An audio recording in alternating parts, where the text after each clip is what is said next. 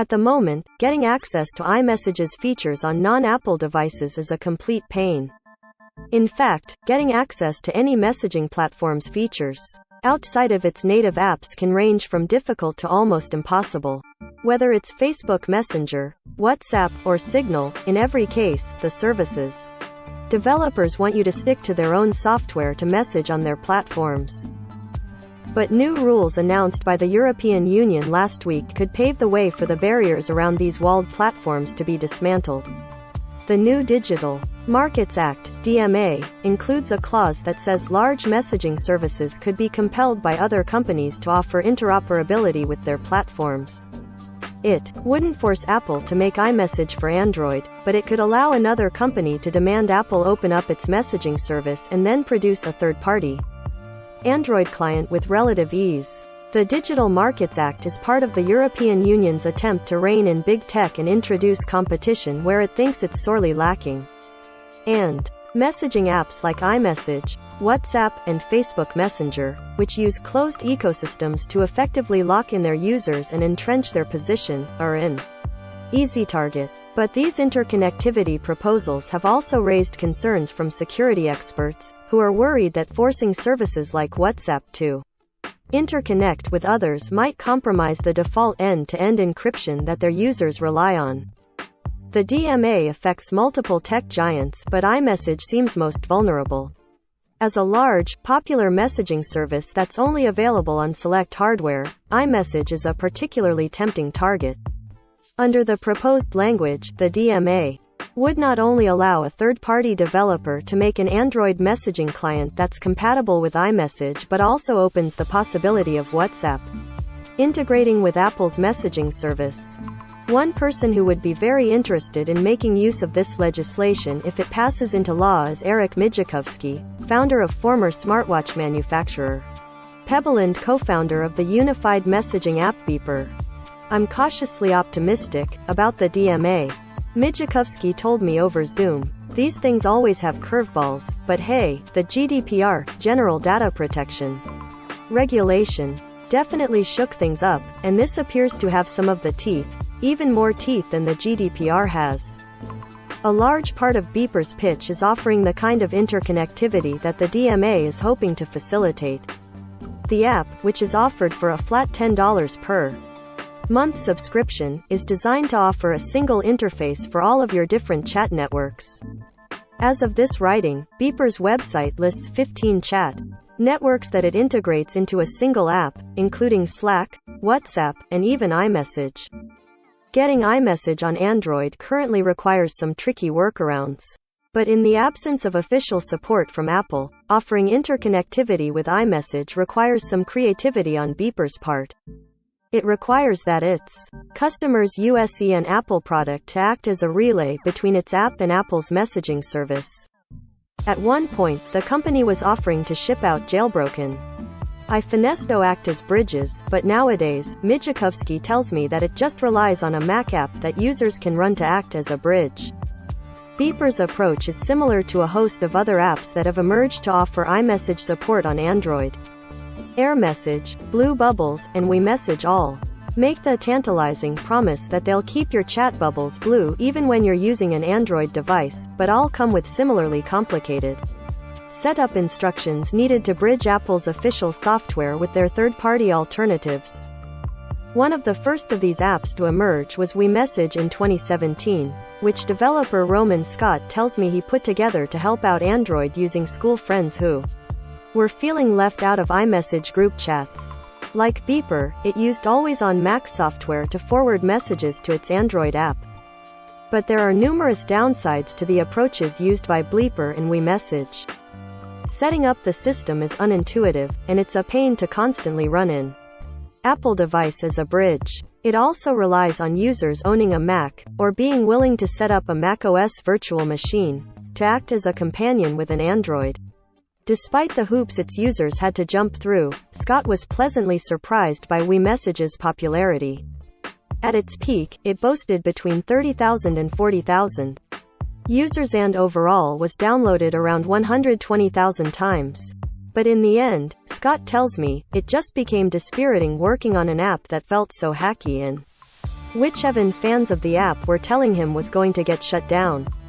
Psychologically, it killed a lot of my motivation for the project, Scott says. I'm cautiously optimistic. It's hard for it to be considered legitimate, Scott tells me. I was exploring methods of monetization, but a lot of people were like, if you monetize this, Apple's going to sue you. I don't know, I didn't think Apple was going to sue me, but I was 16 years old. I did not need to be getting hit with a cease and desist. In the end, Scott says he got too busy to maintain iMessage's 50,000-line strong codebase, so he open-sourced it and moved on to other.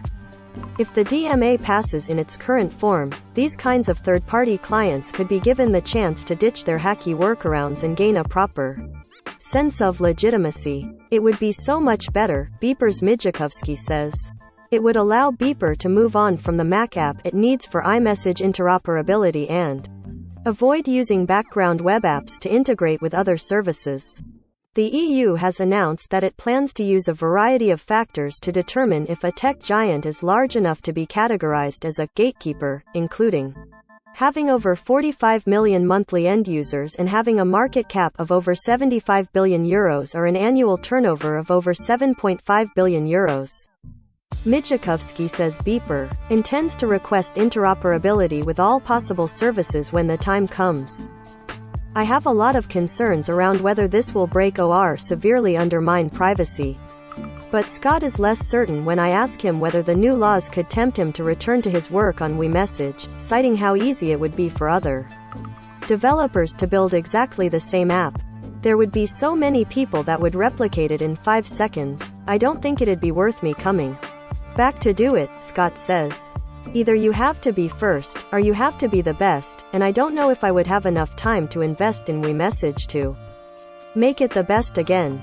Critics have been quick to point out the problems with requiring platforms to offer this kind of interoperability, like the impact it could have on the security of personal messages.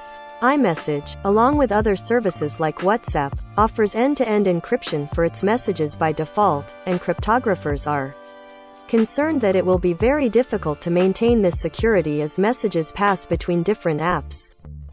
We remain concerned that some provisions of the DMA will create unnecessary privacy and security vulnerabilities for our users, Apple spokesperson Fred Saint said in a statement last week. Meanwhile, WhatsApp chief Will Cathcart also expressed concerns about the legislation in an interview with Platformers. Casey Newton.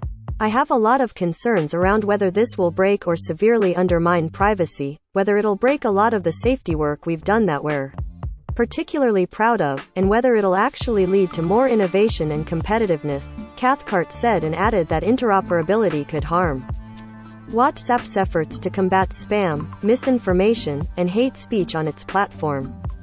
When I asked Mijakovsky about how interoperability could harm security, he told me he didn't see any technical reason why they couldn't be overcome. All we're asking for is to be able to interoperate, he says, using WhatsApp as an example. Right now, WhatsApp is both the network and the app. All we're asking is for our app to be able to talk on the protocol that WhatsApp is using.